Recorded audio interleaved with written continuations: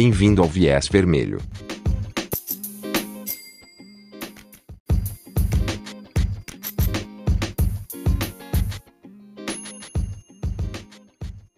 Olá, eu sou o Enzo do Ideias Vermelhas e esse é o primeiro episódio do Viés Vermelho, espaço onde conversaremos sobre política no cotidiano, fazendo a ponte entre a teoria e a prática, sempre, é claro, através da lente vermelha. Olá, camaradas. Me juntando aqui na empreitada é o Jay, do Heurística, e por hora, tanto o Ideias Vermelhas do Enzo quanto o Heurística são projetos pessoais em construção nas redes sociais. E agora, no melhor estilo de ir aprendendo enquanto faz, lançamos esse projeto em conjunto, o Viés Vermelho. Somos militantes de esquerda, mas não somos nenhuma liderança ou especialista em algum assunto. Apenas dois sujeitos comuns em processo de formação e organização política. E é justamente por isso que queremos compartilhar com vocês esse nosso processo. Você, aí em casa, vivendo o Brasil de 2020, o que fazer? Como se organizar e ajudar? E na pauta de hoje, como se organizar contra o fascismo. O mais novo absurdo no cenário político brasileiro são manifestantes de rua no meio da pandemia, não só ignorando as medidas sanitárias, mas explicitamente contrárias a elas, puxando das vítimas dessa doença maldita. Protestos esses de caráter antidemocrático, pedindo fechamento do Congresso, prisão de ministros do STF e clamores por golpes militares. Enquanto isso, a oposição era criticada por apenas lançar notas de repúdio e surgia aquela dúvida de sempre. E aí, ninguém vai fazer nada? Domingo, dia 31 de maio, ocorreu mais um protesto dos desvairados de verde e amarelo na Avenida Paulista. Dessa vez, houve que fizesse algo. Meu Deus, olha os antifas na Paulista, gente! Os antifas vieram guerrear.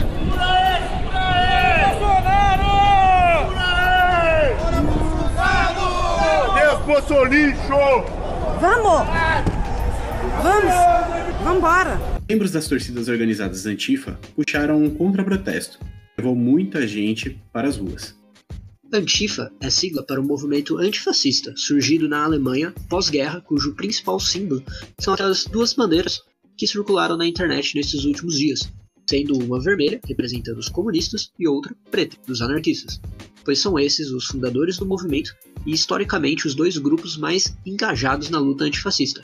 É claro que aqui no Brasil a luta antifa tem sua própria história e organizações. Como melhor explica o Iclis do canal de YouTube Leitura Obriga História, o fascismo é uma ideologia que mistura várias outras. Logo, uma de suas características é a dificuldade de sua definição, o que também a leva a abrigar muitas contradições. O fascismo se apresenta em diferentes formas. Outro canal do YouTube, o Meteoro.doc, resume os 10 pilares do fascismo segundo o livro de Jason Stanley, que é uma de muitas fontes sobre o assunto e como esses pilares se apresentam na realidade brasileira. Esses pilares são facilmente reconhecidos no Brasil, e principalmente no atual governo. O desprezo pelos intelectuais e a ciência, de teorias das conspirações, propaganda hipócrita, até porque fascistas acusam os outros de serem aquilo que eles mesmos são. O autoritarismo, o punitivismo e também o desejo de retornar a um passado mítico que nunca existiu. Na Itália era Roma, mas hoje é algo como Make America Great Again, ou na época da ditadura é que era bom. E fascismo está sempre relacionado com opressões em diversas formas, seja com a classe trabalhadora ou por critérios raciais, religiosos, de gênero ou sexualidade. Mas chega de falar e vamos pular direto para a entrevista com o nosso convidado, Renato, um dos fundadores da Ação Antifascista São Paulo, diretamente envolvido nos atos dos últimos 2 domingos, além daquela polêmica entrevista concedida à CNN Brasil.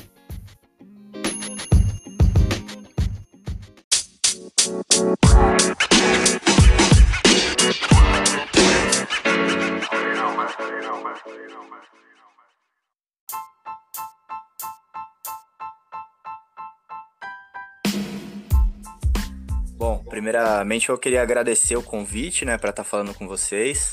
É uma grande honra aí estar trocando ideia. Meu nome é Renato e é isso, mano. Eu tenho 33 anos e sou da luta antifascista. Gostaria de saber de você, Renato, já vamos começar a fuzilar você com perguntas aqui. Bom, eu acompanho aí sua trajetória já tem um tempinho, né? Tenho uma grande admiração e respeito pelo que você faz, pelo que a galera da Ação Antifascista São Paulo faz. Mas eu queria que você explicasse pra gente, mais ou menos, como que funciona, até para meio que desmistificar um pouco, né? A galera, todo mundo esses dias colocou muito aí nos perfis, aquelas edições, historiador antifascista, não sei o que antifascista e tal.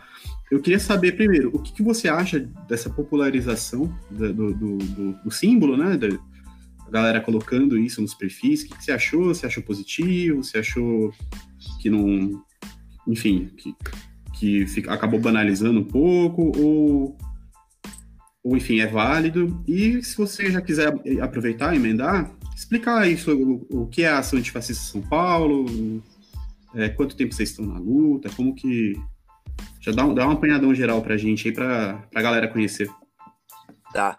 Bom, eu acho que as duas perguntas, elas têm uma relação. Então, acho que dá pra gente fazer, sim, as duas discussões conjuntamente, né?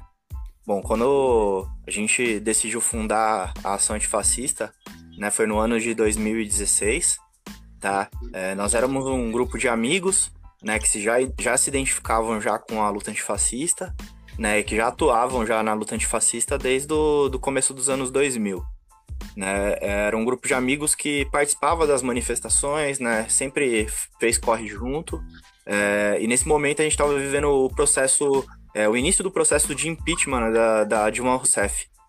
Né? Então a gente participava das manifestações de esquerda, né, e a gente colava no entorno das manifestações porque a gente via figuras, né, querendo atacar, né, os manifestantes e se organizando para às vezes agredir, né, essas pessoas que estavam participando, né, agredir as pessoas que estavam ali de vermelho, como se fosse uma ameaça comunista, né, a mesma história que a gente ouve até hoje. A gente juntava o bonde, né, via algum tipo de agressão, algum tipo de violência, algum tipo de discriminação e a gente descia o cacete, né, sem conversa, pouca ideia com fascista e, enfim, desses corres nossos, a gente percebeu que aquilo ali faltava alguma coisa, né? A gente via que era sim necessário, né, pegar e confrontar, né, esse tipo de ação, mas só essa ação isolada, ela não era suficiente, né, para toda uma construção política que a extrema-direita, né, e a direita elas estavam fazendo.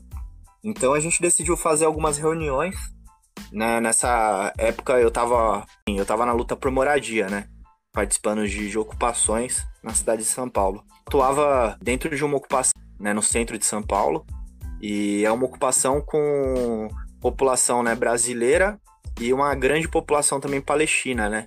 Isso foi a gente fez a ocupação bem na época daquela crise migratória, né, que a gente viu aí no mundo inteiro.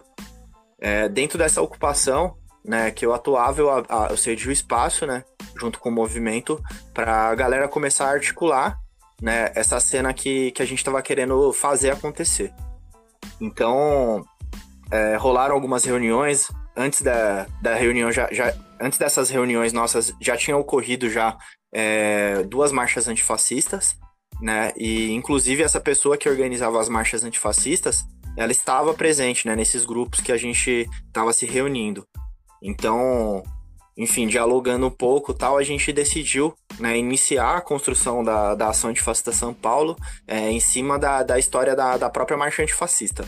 Uma das discussões que a gente tinha nesse período era justamente de que o termo antifascista, né, ele estava muito vinculado com a contracultura, principalmente com os movimentos punks e os skinheads de esquerda, né? Era praticamente essa galera que, desde o começo dos anos 2000, pautava a luta antifascista, né?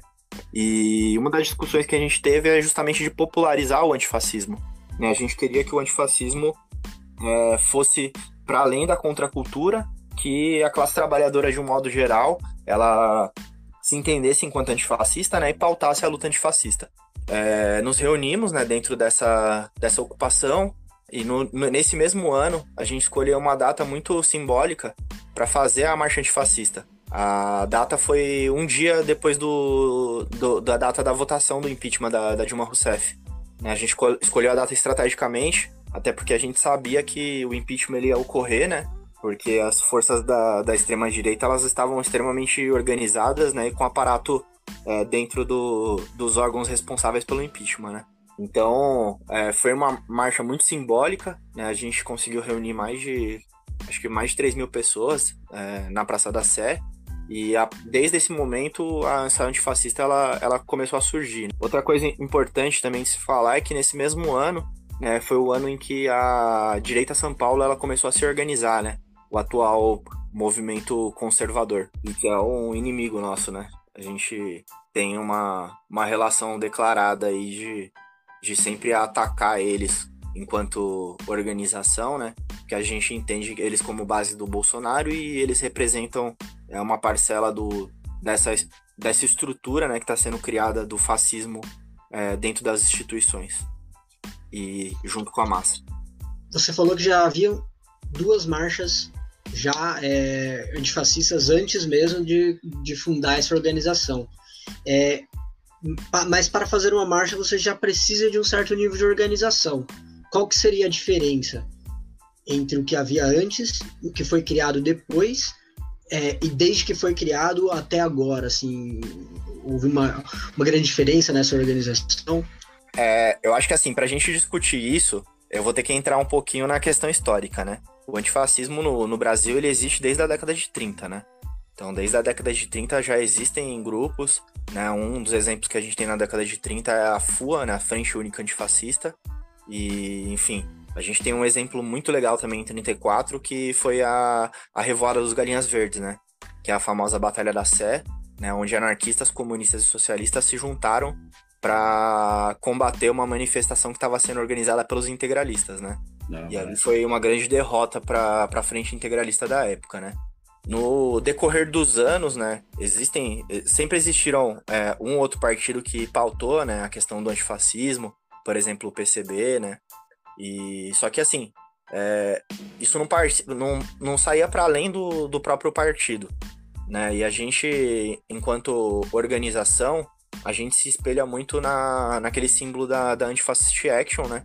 Que é o símbolo que a gente usa dentro da Ação Antifascista São Paulo, que ele surgiu na década de 20, né? Depois da Segunda Guerra Mundial, ele acabou caindo em meio desuso, né? Pelas frentes de esquerda no mundo inteiro, né? Pela luta de esquerda no mundo inteiro. E ele ressurge mais ou menos nos anos 80, né? Profundamente ligado com a galera envolvida na contracultura, né? Principalmente nos movimentos punks e skinheads de anarquistas e comunistas. Então, quando a gente fala da luta antifascista, né, a gente tem que entender que ela, no processo histórico, né, ela sempre existiu, né?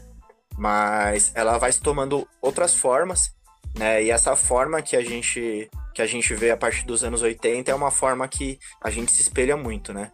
Inclusive que afastou os liberais, né, da luta antifascista.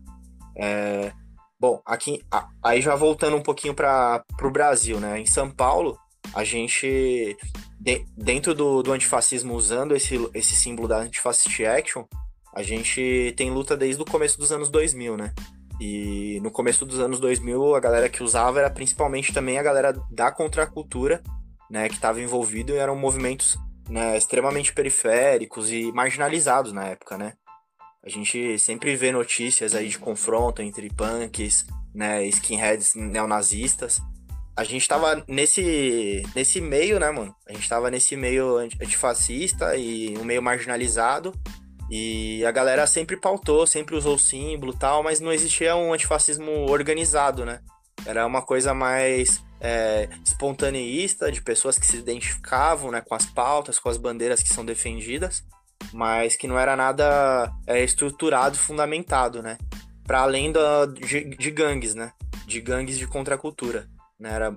Eram movimentos, sim, políticos, né? Mas muitos deles, até por conta de, no começo dos anos 2000, a gente não ter tanto acesso à informação, né? Porque era uma cena que vinha de fora, né? A questão do antifascismo. Não ter acesso à internet, às vezes, por ser um movimento que a gente estava construindo nas periferias, né? A gente percebia essas contradições, né? Às vezes a galera, tipo, pautava a questão racial, mas não tinha um aprofundamento no debate, por exemplo, com relação à LGBTfobia, né? Ou com relação ao machismo, né? O sexismo. Então, essas ideias, né, dentro desses próprios movimentos de contracultura, elas foram se desenvolvendo, né?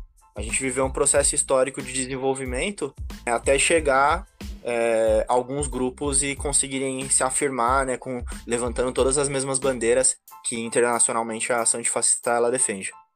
Show de bola, Renato. Aí só para complementar aquela primeira pergunta que eu fiz, o símbolo do antifascismo, a galera utilizando aí nos perfis, o que vocês aí como movimento acharam disso? Então, a gente achou maravilhoso, na verdade, né?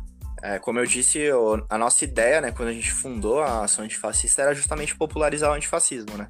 A gente queria que a luta antifascista ela fosse para além, né, desses grupos que até então eram grupos que estavam marginalizados, né, pela própria mídia e pela sociedade, né? Viam como grupos apenas violentos, né? Então, pra gente é muito legal isso.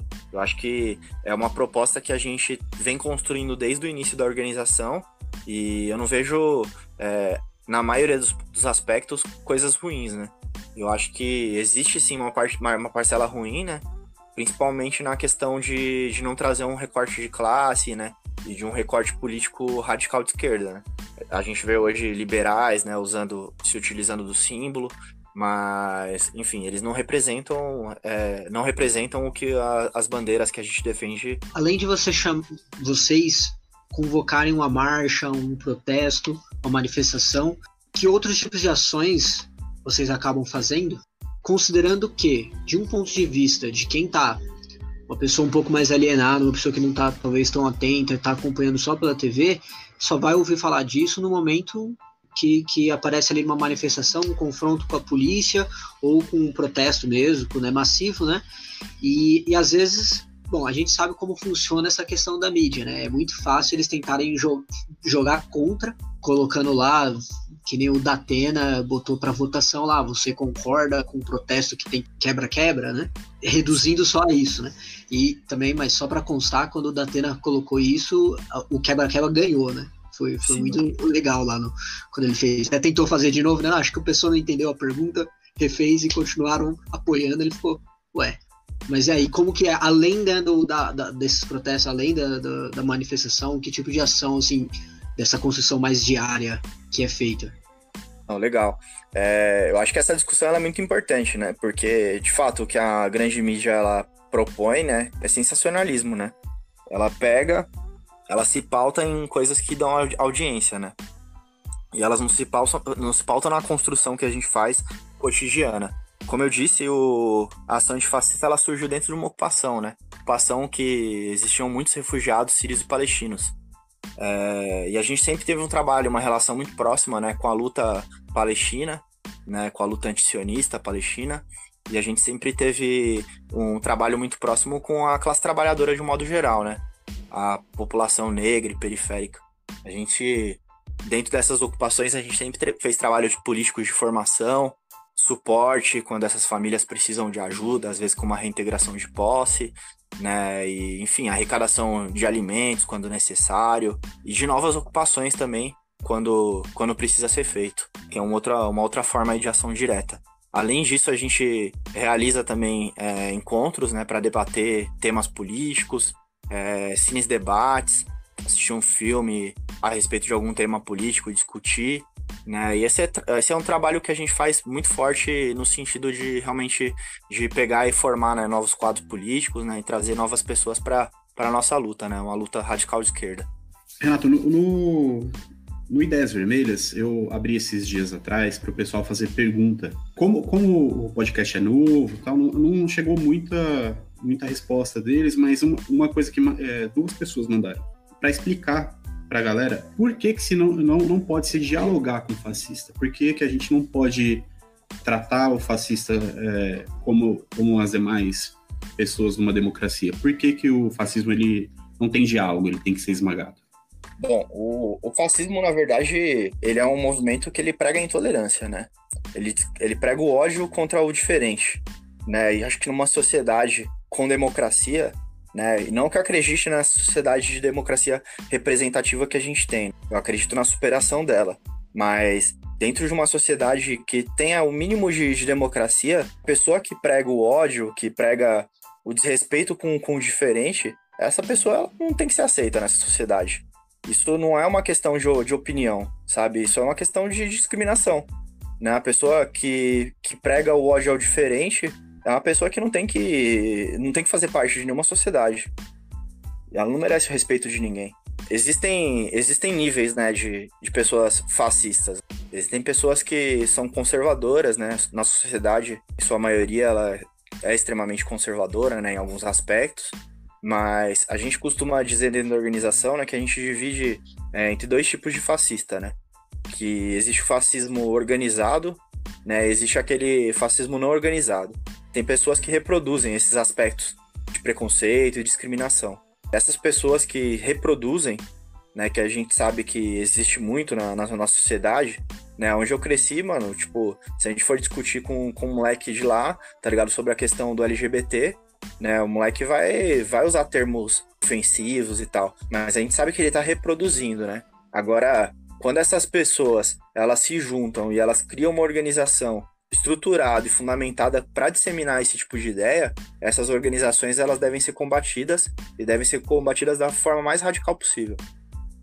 Às vezes, quando a gente fala sobre o papel da mídia de desmobilizar e até jogar contra a população, eu acho que é importante a gente diferenciar que a gente fala de uma mídia hegemônica e possui aí o trabalho de mídias alternativas que são muito importantes, que a mídia, quando a gente fala de mídia hegemônica, a gente fala de um grande canal de TV, de rádio, da maneira mais tradicional que a gente se informa, né? É que ele se informa para uma massa muito grande de pessoas. Sim. Já está na mão de pessoas que estão envolvidas com a institucionalidade. Então são grandes empresários que também são representados no Congresso e tal, e que têm interesses.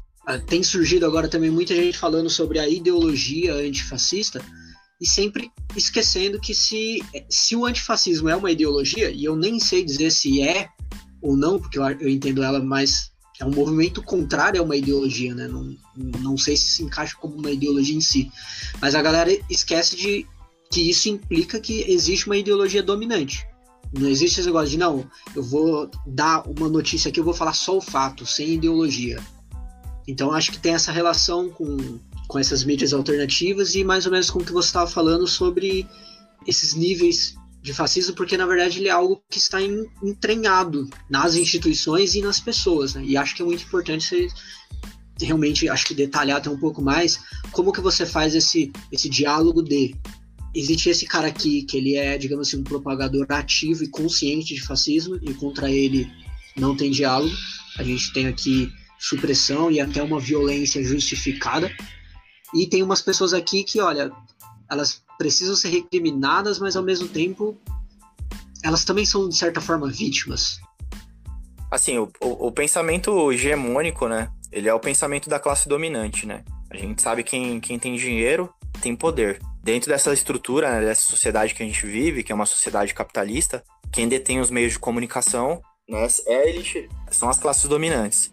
Então, a narrativa que é construída, ela é uma narrativa sempre que está pautando uma luta, né, liberal e conservadora. Né? Ele não tem a ideia de abrir mão desse pensamento, porque é isso que fundamentaliza a própria estrutura do capitalismo. A gente luta contra essas ideias. Né? Mas é uma luta que a gente vem travando e vem trazendo uma construção para dentro da nossa sociedade, né? Para dentro da nossa classe. A gente passou por um processo muito complicado, né? No país, que foi o processo da ditadura militar, né? Onde a esquerda ela foi perseguida, ela foi exterminada, né? Muito militante teve que ir para fora do país. Então, eu acho que depois do fim da ditadura, a gente vive um período de reconstrução da esquerda, né? A esquerda ela perdeu o campo político revolucionário, né, e boa parte dela ela ficou nessa perspectiva, né, social-democrata, né, e reformista. Né, e não que eu não ache importante existir pessoas, né, que estão disputando esse meio, né, o meio institucional, né, esse meio burguês. É importante sim existir pessoas que estão atuando nesse meio, mas eu acho que esse não é o único modo de fazer política. A gente precisa construir expressões políticas mais fortes, né, junto com o nosso povo e com a nossa base, né, e não ficar refém dessa política institucional. A gente, dentro da luta antifascista, pode ver que existem muitas pessoas ligadas à questão do futebol, né, ligado a questões de grupos de rua, ligados a questões culturais, né, como a música. Então, assim, a gente tem um leque político muito grande, né, e o antifascismo, ele não é uma coisa só, né, ele não é uma coisa homogênea, né, existem as suas contradições também dentro desses grupos, né. Eu acho que cada grupo tem uma forma de se expressar e de atuar, nem todas as coisas a gente concorda. Legal. Gosto do tema, leio sobre o tema, me interessei. Eu quero fazer parte da ação antifascista de São Paulo, ou de qualquer outro lugar. O que eu tenho que fazer para fazer parte disso? Como que funciona?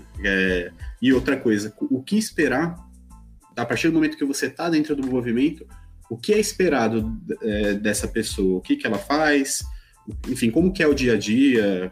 Enfim, muito se fala sobre o movimento Antifa, mas geralmente as pessoas não conhecem de fato. Então, na verdade, essa pergunta é para meio que dar uma desmistificada aí, para a galera entender melhor o que vocês fazem, por exemplo, num dia de manifestação, enfim, como que é a rotina de vocês nesses atos. Bom, eu acho que uma coisa importante para dizer é que, assim, nós da Ação Antifascista não somos donos do movimento. A gente é apenas um grupo, né, dentro de vários movimentos que existem, de várias propostas diferentes de antifascismo, que acho que qualquer pessoa que queira ser antifascista, ela não necessariamente ela precisa estar organizada, né, dentro de um desses grupos. É claro que a minha vontade é que todos estejam organizados, né, mas tem muita gente que faz ações, né, espontâneas. Às vezes, vai lá numa gráfica, imprime, adesivo e sai colando aí em poste, tá ligado? Em placa, na rua. Tem galera que, trabalha, por exemplo, fazendo grafites, né, na pegada antifascista. Então, assim, a gente tem uma variedade muito grande, né, de formas de se expressar dentro do antifascismo, né, e que tem galera que tá, por exemplo, envolvida com o lance do boxe, né, tem academias de boxe que são antifascistas, e são espaços fantásticos também, para acolher pessoas, né, das nossas periferias e que estão, às vezes, se perdendo aí no mundo das drogas e tal, e que acaba encontrando, através do esporte, uma maneira de expressar, né, a sua radicalidade e também seu sentimento político. Então, eu acho que existem muitas formas. Eu acho que se alguém quiser tá organizado, a gente tá aberto, né, se quiser encontrar a gente, encontrar na rua, na pista. Enfim, se quiser trocar uma ideia também através das páginas, né? As páginas estão aí, dá pra gente desenrolar uma ideia e se conhecer, né? Se conhecer. Já manda. Oi? Já faz um jabá, fala das páginas aí, já pra galera seguir. Não, beleza. A nossa página da Ação Antifascista é Ação Antifascista São Paulo, né? A gente tem lá também tá no Instagram também com o AFSP16, né? Quem quiser procurar, a gente tá aí na luta. E estamos à disposição aí de acolher novas pessoas, né, novos indivíduos aí que queiram fazer parte do antifascismo organizado.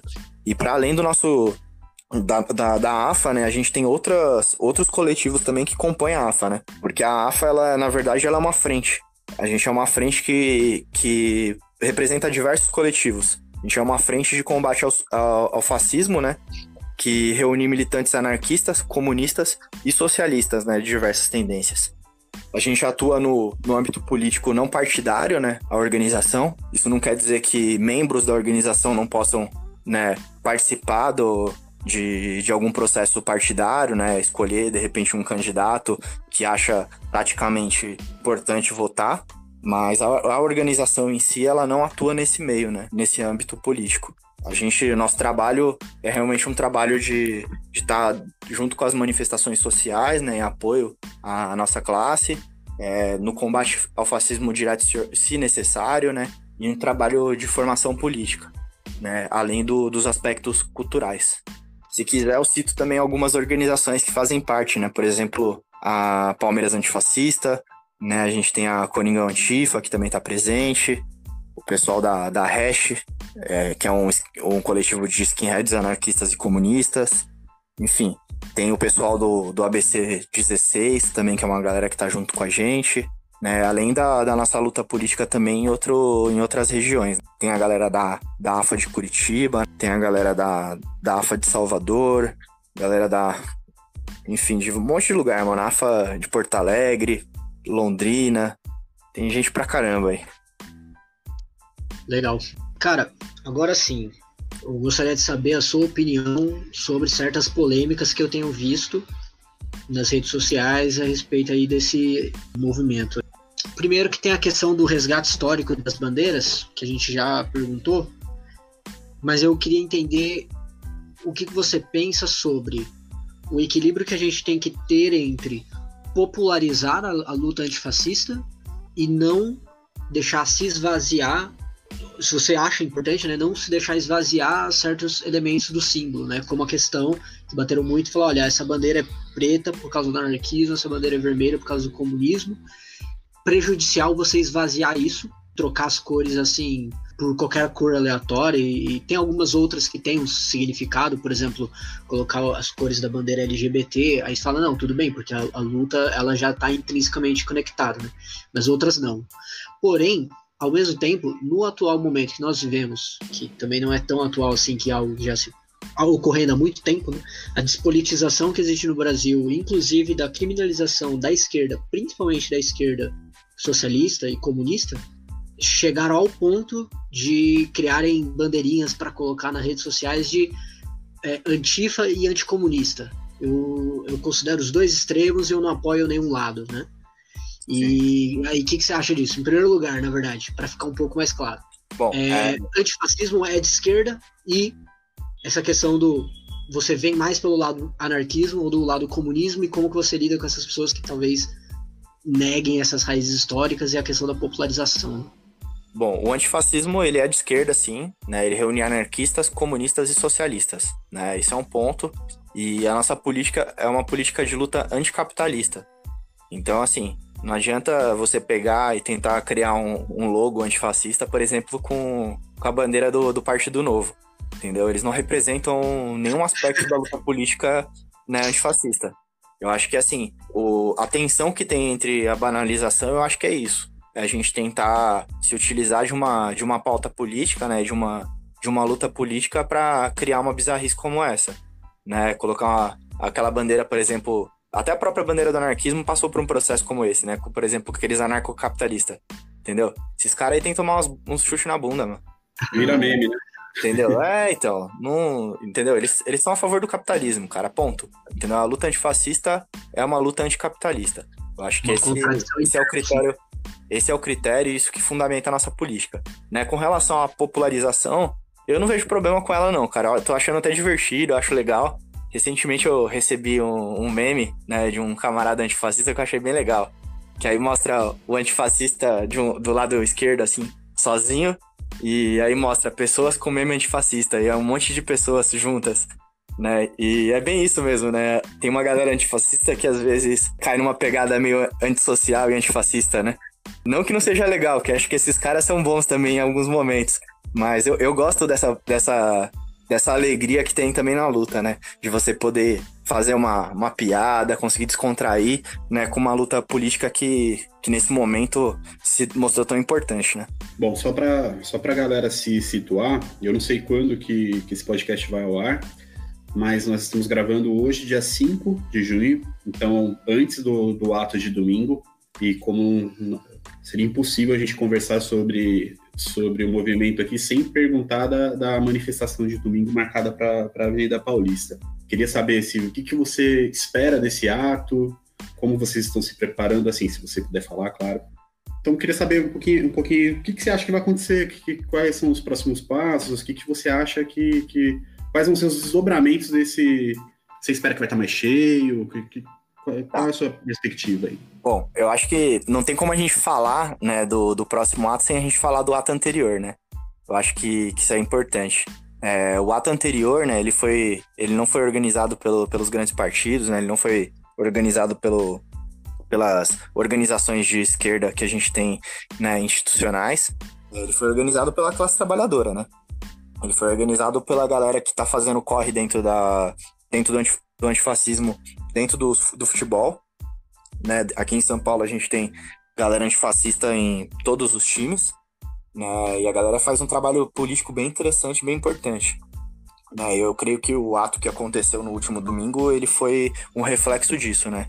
Essa galera se organizando, trazendo as pessoas com ideias de esquerda, né, de dentro do futebol, para expressar né, o seu ódio ao que estava acontecendo, né, com aqueles atos de extrema-direita ali, descumprindo a quarentena, né, e, enfim, com bandeiras neonazistas, com tudo o que a gente, né, mais repudia na nossa sociedade, né, violências racistas, machistas e LGBT-fóbicas, né.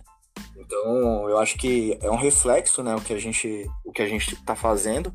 Eu acho que foi muito importante esse ultimato que aconteceu, porque a gente, de fato, mostrou que nós somos a maioria, que eles representam uma parcela pequena da população, que estava ali colocado, né, quando a gente viu aquela multidão de pessoas se organizando, era realmente boa parte da pauta e da luta antifascista do que a gente acredita.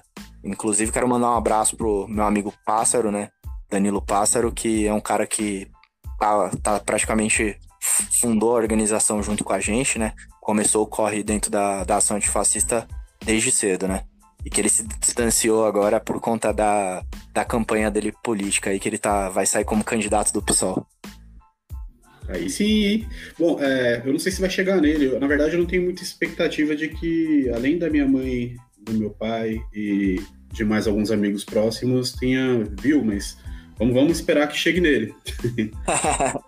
Eu acho que, assim, sobre essa próxima manifestação, né, que está prevista para ocorrer no domingo, eu acho que a manifestação era assertiva de acontecer, né, mas eu, particularmente, eu tô um pouco desencantado com o formato que ela tá sucedendo, né, porque a gente construiu uma primeira manifestação que ela teve um aspecto de contrato, né, realmente de se pautar contra aquela manifestação, né, e de uma certa maneira impedir, ou pelo menos deixar eles com medo de se organizarem, né, e uma resposta muito clara disso foi ver o próprio presidente falando, olha, se aquela galera colar, vocês não colam não, entendeu, porque vocês vão estar fodidos.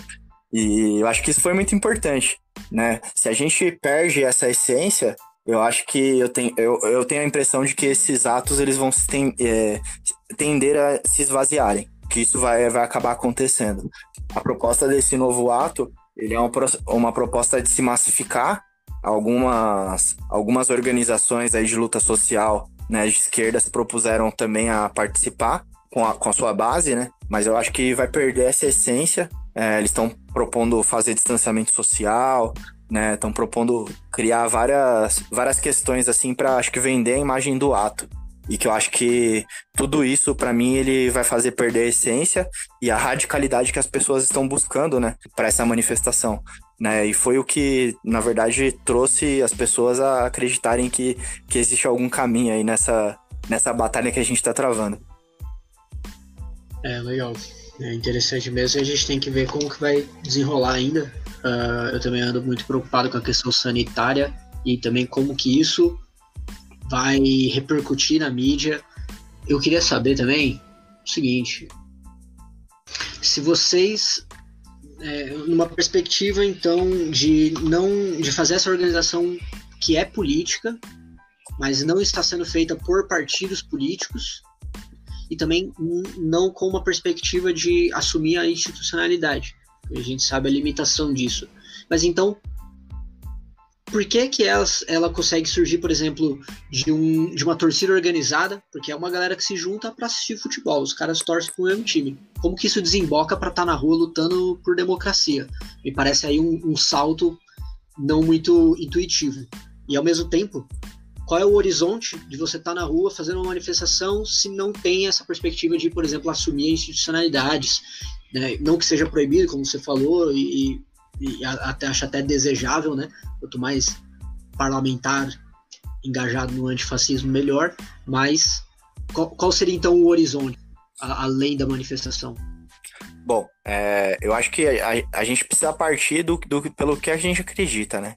A gente acredita num outro tipo de sociedade, né? A gente acredita numa sociedade onde não exista, né, nenhum tipo de estrutura de opressão, né? A gente acredita numa sociedade que não existam mais classes, né? A gente não quer ver um patrão explorando a força de trabalho, né, da classe trabalhadora. A gente quer uma sociedade que não exista patrões, né? Enquanto houver a exploração do homem pelo homem, né, e isso não inclui só a exploração realmente, né, capitalista, né, do modo de produção, inclui a exploração racial, incluir a exploração, né, do corpo negro, incluir a exploração do homem pela mulher. E eu acho que a gente, enquanto luta política e revolucionária, a gente quer construir isso, a gente quer construir, né, o novo homem, a nova mulher, se baseando em cima desses aspectos de luta, né? Isso não precisa necessariamente estar fundamentado com o aspecto de luta, né, burguês e político, né, que a gente tem dentro da democracia representativa. Qual que a gente vê, né? Qual o cenário que a gente está vivendo hoje? O cenário que a gente está vivendo hoje é um cenário de golpe na democracia burguesa, né? A gente viveu um golpe com a Dilma Rousseff, a gente afirma que é golpe dentro da organização, e hoje a gente pode afirmar agora um outro golpe na democracia burguesa e nas instituições, né? A gente acredita que o Bolsonaro ele é uma ameaça fascista, né? E que ele quer o rompimento das instituições, com as instituições. E nas próprias falas dele, né? Ele deixa isso muito claro, né? Quando ele tá atacando o STF, quando ele ataca o Congresso. E não que a gente acredite, né, nessas instituições, mas a gente acredita que a gente tem que romper para um caminho de luta socialista, né? E da emancipação do nosso povo, né? O que ele tá pregando é uma contra-revolução, né? O que ele está pregando é, na verdade, uma estrutura de centralismo de poder nas mãos dele, da família dele, e perseguição contra a oposição, perseguição contra todos os outros aspectos aí da vida humana, né, dentro dessa sociedade. E só para lembrar, a questão que eu tô bem curioso a respeito disso, da questão da torcida, né? Por que o movimento vem da torcida e não, por exemplo, de um partido político? E, inclusive, eles falam lá, tipo, ó, gente, aqui não é questão de partido, acho que até de uma maneira de atrair mais gente, né? Porque tem uma certa rejeição aí. Tá. Na verdade, eu acho que dentro do futebol existe um vácuo muito grande, né? Dentro do futebol existe um vácuo e que a esquerda ela não tá ocupando. A gente, antes de surgirem os coletivos antifascistas dentro das torcidas, quem pautava futebol? Quem pautava a luta política dentro do futebol? Né? A gente começou a pautar. E eu acho que isso foi muito assertivo da luta antifascista, né? Da gente construir esses coletivos, né? De começar a se organizar dentro desse meio e de conseguir discutir, né, com a nossa classe, que o país... A gente mora no país do futebol, mano, tá ligado? Como é que você constrói luta política e você não discute a relação do futebol, tá ligado, com a sociedade? Isso é um absurdo, mano. A gente começou a fazer isso, sem dúvida nenhuma, essa primeira manifestação, né, que ocorreu, ela foi um reflexo disso. É um reflexo da luta política que a gente vem construindo com esses coletivos que estão, né, construindo a sua estrutura dentro desse espaço. Renato, na sua resposta anterior, você mencionou sobre o Bolsonaro e tal. Vou aproveitar para fazer uma pergunta aqui para você sobre o dito cujo. O que você acha que vai acontecer daqui para frente? Os sinais eles são muito claros, né? E é importante diferenciar aqui que eu estou questionando o que você acha que vai acontecer e não o que você quer que aconteça, porque o que você quer que aconteça, acho que pela sua fala já fica bem claro. Então, qual que é a leitura aí dos movimentos desse atual governo? O que vocês esperam que vai acontecer daqui para frente? Tá. Bom, eu vou falar um pouco sobre o que a esquerda está propondo, tá? Para a gente desconstruir um pouco essa narrativa que, de um modo geral, a gente não concorda, né? A esquerda, ela caracteriza, né, o fascismo personaliza o fascismo na figura do Bolsonaro, tá ligado? Isso não representa, mano. Ele não é o fascismo em pessoa, né? Na verdade, existe um processo de construção, né? Hoje, 30% da sociedade ainda apoia ele, né? Esse 30% da sociedade, né? Dentro desses 30% existem sim os aspectos fascistas, né? O fascismo ele é uma organização que não é simplesmente um cara todo poderoso que vai chegar lá e vai construir uma narrativa e vai impor para toda a sociedade. Ele constrói sim e se fundamentaliza dentro das bases sociais, né? Então esses 30%, eles são 30% que a gente vai ter que lutar contra ele. O fascismo desses 30% que está organizado é um fascismo que a gente tem que combater e destruir, mano. Entendeu? O fascismo não se discute, ele se destrói. A esquerda, de um modo geral, né, hoje, ela pega e ela tá pautando, por exemplo, fora Bolsonaro, né? Se o Bolsonaro sair, quem que vai entrar? Não é o Mourão? Entendeu? Se o Mourão sair, quem que vai entrar? Vai ser um cara de esquerda? Não vai ser. Então, assim, a gente precisa entender, né, que a sociedade ela tem um problema muito maior do que para além da figura do Bolsonaro, né? E pra gente conseguir ter mínimas possibilidades de organização política, né, e não ser perseguido e ser assassinado por ser de esquerda, a gente precisa combater tudo isso, né? E não personalizar tudo isso em uma figura, né? Eu concordo em tudo com você. Eu só acho que esse número de 30% ele é um pouquinho menor do que os 30% que estão apoiando ele agora. Porque teve uma pesquisa um pouco mais para trás, de algum tempo atrás, que mostrou que aquela base dele caiu. Que além de perguntar se apoiava, viram a faixa salarial, enfim. E aí perceberam que os mais ricos que apoiavam ele caiu e subiu nas classes populares. Então, isso na verdade é resultado direto da ação do governo dessa ajuda de R$600 que foi dada para a população mais pobre para enfrentar a pandemia. Então eu acredito que seja até um pouco menor do que esses 30%. Subiu um pouco por causa desse benefício, mas isso não vai durar mais que 3 meses. Então, mas resumindo é isso, né? A pergunta que eu fiz foi sobre o que você espera que vai acontecer com o governo. Você acha que ele vai tentar o golpe? Você acha que com as manifestações ele vai recuar? Essa era a minha dúvida. Tá, o governo nesses 2 anos, né, ele aprofundou extremamente o neoliberalismo, né, no nosso país, né? Então, aquelas pessoas que tinham mínimos direitos trabalhistas, né, elas foram sucateadas. A gente viu as pessoas, né, trabalhando muito em emprego informal. Então, ele pregou esse neoliberalismo durante 2 anos, né? E agora a gente está vivendo uma pandemia, né? Uma pandemia que, imagina se ele tivesse, por exemplo, privatizado o SUS, né? Que era um projeto do governo. Se ele tivesse privatizado o SUS, as pessoas iam estar morrendo, a números significativamente maiores, né? Então, assim, o que eu espero desse governo agora? Eu creio que ele vai retroceder em alguns pontos, né? Mas eu acho que para manter ainda a legitimidade do governo. E eu acho que eles vão tentar cada vez mais, assim, criar uma base sólida, né? Isso já vem se mostrando, né? Por exemplo, aquele grupo 300 que foi criado da Sarah Winter, né? Vai montar um grupo mais radicalizado e futuramente sim tentar um golpe com as instituições, né? Tentar um golpe na própria burguesia, né? Para finalizar, acho que já tá acabando o tempo. Que dica que você tem para as pessoas, assim, mano, no dia a dia, quem tá em casa, acho que existe uma certa melancolia sobre toda a esquerda que tá sendo piorada, tanto pela questão da pandemia quanto pelas ações do governo, em primeiro lugar, como ficar bem, tá ligado? Tipo, você tem que preservar a sua saúde mental e saúde física, né, mesmo, e também como se proteger, como se protege nas redes e até no dia a dia, né? Porque a gente já viu aí, não vamos falar nomes, mas rolou listas e vazamentos, coisas assim, algumas pessoas ficam bem assustadas, e também não dá para falar que não tem justificativa, né? A gente vive aí num país em que Marielle Franco morreu há quanto tempo e não temos aí uma solução, né?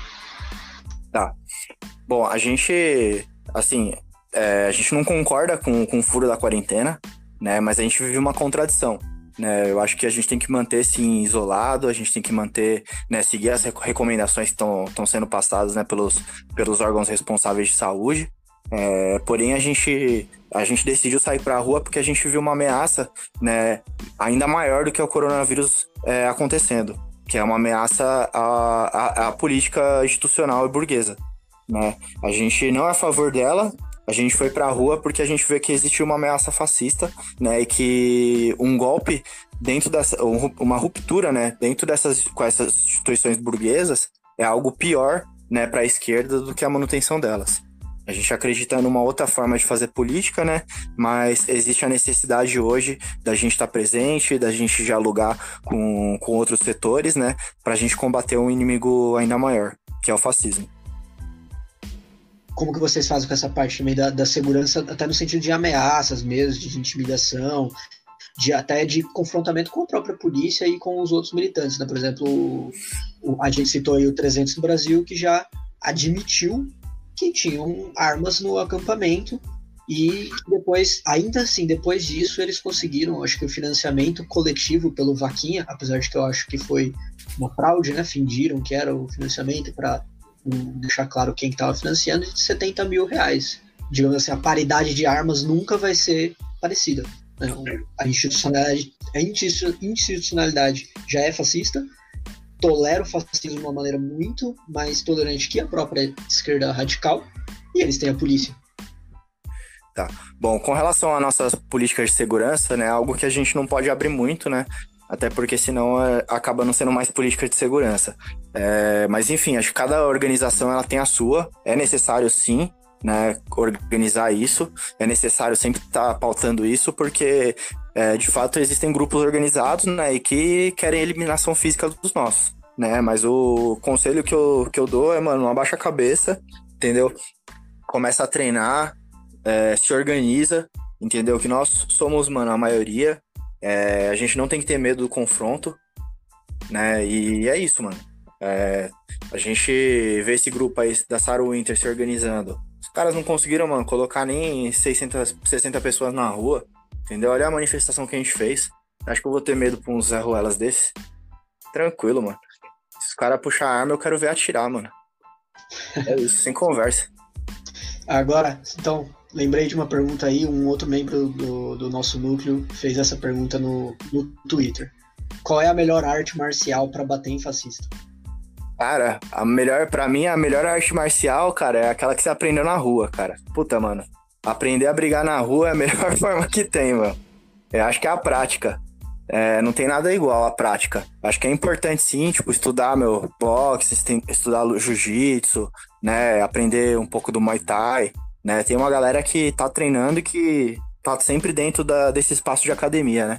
Mas é muito diferente, né? Quando a gente tá fazendo aquela luta solo, né? Contra um indivíduo, ou quando a gente tá fazendo uma briga, né, em coletiva, né? É um aspecto muito diferente, que tem gente que às vezes tá naquela luta, né, do um por um ali, que acaba se assustando um pouco quando vê o negócio em multidão, né? Mas eu acho que é prática, mano. É algo que todo mundo precisa começar a fazer, né? A gente não tem que ter medo. A violência, ela tá intrinsecamente ligada com a nossa sociedade, né? A gente tá no país, que mais mata pessoas, tá ligado? Eu não tô dizendo que eu sou a favor disso, né? Eu acho que a gente é contra isso, mas pra gente conseguir traçar uma outra sociedade, né? E conseguir enxergar um norte de uma sociedade possível, a gente precisa trilhar o caminho revolucionário, né? E a violência revolucionária, ela não deve ser negada. Bacana. Eu sei que o tempo tá meio que acabando, mas eu tenho pelo menos mais 3 perguntinhas que dá pra você responder rapidinho até, Renato. Polícia Antifa, existe? Cara, essa pergunta é polêmica, né? Até o Mark Bray hoje soltou uma, né, batendo no Leonel Hadi, né? É um assunto complicado, né, meu? Eu acho que o trabalho que, por exemplo, o Leonel Hadi ele faz dentro das instituições é um trabalho muito importante, cara. Eu admiro o trabalho que ele faz. Porém, tem um aspecto que pra mim é complicado, que é o seguinte: ele tá dentro de uma estrutura, né? Uma estrutura que a gente sabe que essa estrutura ela comete o genocídio da população negra e periférica, né? E ele é o órgão de repressão do Estado, né? Para conter a luta política, né? E qualquer possibilidade de mobilização, né? Que a gente tenha. Então, ele, dentro da instituição que ele vive uma contradição, né? Eu respeito o trabalho que ele faz, eu acho que é importante ter pessoas lá dentro fazendo, mas isso não é antifascismo. A gente tem que entender que o fascismo ele se estrutura, né, através do Estado, né? Então, pra gente, isso é um pouco complexo. Bom, pra quem não sabe, o Mark Bray escreveu o Manual Antifa, né? Inclusive, eu tive junto com o Renato no dia da palestra sobre o livro aqui no Brasil, a gente tomou uma com ele, foi bem legal. Um livro que você indicaria, algum livro, assim, o que eu citei aqui, acho que ele já é uma indicação em si, mas uma pessoa que quer conhecer melhor o movimento, que livro, assim, que você, introdutório, enfim, que você indicaria, enfim, não precisa ser introdutório, um livro para alguém conhecer melhor o movimento? Tá, cara, eu vou indicar um livro e um filme, tá? Tem o... Eu acho que a gente pode indicar como o próprio livro do Mark Bray, eu acho que é um livro legal e que foi lançado recentemente, né, em português. Ele dá uma ideia do antifascismo realmente organizado, né? Que ele vem estudando, né, pessoas que estão nesse meio, pessoas que estão organizadas, e ele vai criando a narrativa, né? Tipo uma narrativa meio jornalística, né? Que ele traça um caminho bem interessante, né? Que nem aquele caminho acadêmico para desenvolver, né, os aspectos da luta antifascista. Acho que vale a pena ler o livro dele. E tem um filme que é bem legal, meu, que chama Caçadores de Skins. Esse é um filme legal que fala sobre as gangues, né, que existiam nos subúrbios de Paris e que começaram a se organizar para enfrentar, né, a ameaça da Le Pen lá. Acho que esse filme é bem interessante e quem puder assistir, assiste. Show de bola. Tem mais alguma coisa que você queira perguntar, Jay?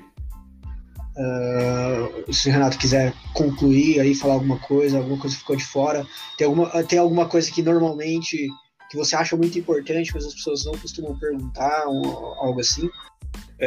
Antes de você responder, Renato, eu vou fazer a minha última pergunta. Então, aí depois, se quiser, você já conclui. Beleza. Com quem você tomaria uma, que você ainda não teve oportunidade de tomar uma? Uma personalidade, uma pessoa que você admira? Com quem você gostaria de sentar num bar? Quem você queria conhecer melhor e tomar uma, assim, que você ainda não teve a oportunidade? Tá, mano. Essa pergunta pra mim é um pouco complexa, né? Porque, tipo, eu sou anarquista, né? A admiração que a gente tem pelas pessoas não é essa admiração de símbolo, né? E de ícones, assim, criando eles, endeusando essas pessoas, né? Mas, enfim, eu acho que hoje eu tomo uma já com quem eu quero tomar, né? Eu tomo uma com os meus, as pessoas, com o meu povo, né? Com as pessoas que estão na luta. Eu acho que essas, pra mim, são as pessoas mais importantes, mano. Eu acho que eu não tomaria uma com outras, eu tomaria uma com os que eu tô tomando hoje. Show de bola. Bom, se você quiser concluir. Eu acho que um fator importante da gente sempre ressaltar é que, meu, antifascismo é anticapitalismo, né? Que a gente luta contra o racismo, que a gente luta contra a LGBTfobia, que a gente luta contra o sexismo. A gente, enquanto organização, a gente prevê a superação do capitalismo. E, enfim, a gente tem contradições dentro da organização, né? A gente tem pessoas que lutam por bandeiras diferentes, né? Como a do anarquismo, do comunismo e do socialismo. E o que une a gente é o antifascismo, né? É um modo de atuação, um modo de organização, é um modo das pessoas se identificarem, né, culturalmente, socialmente, e eu acho que todo mundo precisa conhecer um pouco disso, precisa participar e precisa levar a luta política para um caminho certo, né, e para o caminho que luta pela superação do capital. Ou seja, você que é anarcocapitalista, você tá errado, velho. Você tá muito errado. É porrada nos anarcocapitalistas, irmão. Eu adoro debater com a ANCAP nas redes sociais e a lógica deles nunca faz sentido. Então é muito fácil, tipo, eles fazerem uma afirmação, eu fazer uma pergunta e, tipo, ver eles fazendo puta malabarismo que não faz sentido, tá ligado? É complicado, né? Você imagina pro ANCAP responder agora, por exemplo, essa crise, né? Essa pandemia que a gente tá vivendo, né? O cara, ele deve estar refletindo muito sobre isso hoje, né? Olha, eu sinceramente acho que depois disso eu vou dar uma olhada nos canais de YouTube de ANCAPs pra ver o que eles estão falando, porque eu tenho curiosidade real, assim, de saber. A pandemia, ela deu um nó na cabeça de muitos setores, né? Muita gente que tinha a receita do bolo tá aí batendo cabeça para entender o que está acontecendo, inclusive o nosso ministro da economia, como é que é da fase? O Paulo Guedes, o Poço Piranga. Esse tá batendo cabeça, que fugiu da receitinha ali, ele tá sem saber para onde ir, o que fazer, porque acabou. Aliás, muito bem lembrado o Paulo Guedes, porque também costurando as últimas falas de vocês dois, não adianta realmente derrubar só o Bolsonaro, até porque o Paulo Guedes também é fascista, o projeto econômico dele é fascista, e é por isso que acho que é tão difícil, às vezes, convencer as pessoas, né? Porque é difícil mostrar para elas essa relação entre o fascismo e o capitalismo, né? O Renato, você falou muito dessa questão de golpe, e eu fiquei aqui um pouco pensando se eu considero um golpe você transformar, digamos assim, a transformação que o Bolsonaro tem feito, porque ele não vai precisar de uma ruptura tão grande, já que o fascismo é o capitalismo, tá ligado? Você não precisa interromper o capitalismo para implementar. Você não precisa interromper nem a democracia burguesa para isso, né? Então não sei se seria um golpe ou se seria só, tipo, a radicalização do regime que já tá aí, tá ligado? Ou se talvez teria que ser um autogolpe, não sei, tá ligado? Na verdade é isso. Na verdade é um autogolpe mesmo, né? Porque a galera, a burguesia, né, ela se utiliza do fascismo justamente para manter, né, a narrativa dela de construção do capitalismo, né, de estruturação do capitalismo. Então, sempre que ela vê uma ameaça, ela vê um inimigo que possa criar alguma estrutura de superação do capitalismo, ela se utiliza do fascismo, né? É aquela história que a gente fala que o fascismo ele tá sempre no cio, né? A cadela do fascismo tá sempre no cio. Renato, queria agradecer muito o seu tempo, por ter participado do nosso podcast de estreia. Você, a partir do momento que a gente pensou num podcast, você já foi uma pessoa que veio na minha cabeça para a gente fazer um papo assim, mas a ideia era fazer alguns antes, né, e num determinado momento mais oportuno, eu ia te procurar para a gente fazer esse papo. Acabou que aconteceu tudo isso, eu falei, não tem momento mais oportuno de falar com o Renato do que agora. Então, obrigado pela entrevista, obrigado por esse show que você deu pra gente aqui hoje, desmistificando muita coisa, e é isso, cara. Obrigadão mesmo. Imagina, que isso. Obrigado a vocês aí pela oportunidade, e se quiserem gravar outros, a gente discutir outros temas também, a gente tá à disposição aí. É isso aí, cara. Muito obrigado mesmo. Foi muito realmente enriquecedor. Eu confesso que eu não entendo muito de anarquismo e a própria luta antifa, para mim, é de certa forma uma novidade e é muito legal. Eu me sinto assim, na verdade, eu tenho uma perspectiva que às vezes eu tenho até que tomar um pouco cuidado de quando e para quem eu falo, mas eu vejo essa galera na rua lutando por um negócio ali que literalmente se arriscando, lutando por uma coisa, me dá uma centelha de esperança. Você tá aqui em casa, a gente vendo as coisas que tá acontecendo, aquela impressão de que, pô, olha que absurdo, ninguém faz nada. E aí é muito legal quando você vê, não, pera, tem sim uma galera fazendo, que bom que tem, já tenho minha admiração por isso, e imediatamente me dá vontade de me juntar, tá ligado? Tipo, cara, que bom, eu preciso também estar envolvido ali de alguma maneira, em alguma medida. Aí eu acho literalmente bonito, entendeu? A pessoa se dedica àquilo, e completamente ciente dos perigos aí, então fica também aí o meu voto de admiração e não querendo romantizar quem, né, tá lutando contra um grande opressor, que acho que não é bonito, tá ligado? Não é bonito. Mas eu acho que a luta, eu acho que assim, a gente precisa sim romantizar, sabe? A luta política e a luta revolucionária, ela é uma luta romântica, né? A gente tem paixão, de fato, pelo que a gente acredita, né, e a gente arrisca a nossa vida para construir um outro caminho de sociedade, né? E isso é bonito, isso é amar, lutar e transformar, né? Eu acho que essa é uma frase muito forte e é o que representa a luta antifascista. A gente quer outro caminho, a gente enxerga outro caminho e esse caminho é possível, né? E qualquer um que hoje defende a bandeira antifascista tá disposto a dar a sua vida para fazer isso acontecer. É isso, cara. Gostei bastante também dessa frase. Não conheci esse... Amar, lutar e transformar. Isso. A gente luta porque a gente ama. A gente tem que viver de uma maneira que está disposto a morrer por. Eu penso dessa maneira, tá ligado? E aí eu fico também pensando quem é que vive nessa sociedade capitalista, da democracia burguesa e pensa, nossa, eu amo pra caramba isso daqui, eu tô disposto a matar e morrer por isso. Mas essa é uma arma muito importante que a gente tem, né? A arma da burguesia é o dinheiro, né? A gente tem amor pelo que a gente acredita, que a gente luta. Sensacional. Obrigado, viu, Renato? É nóis, um abraço. Tamo junto.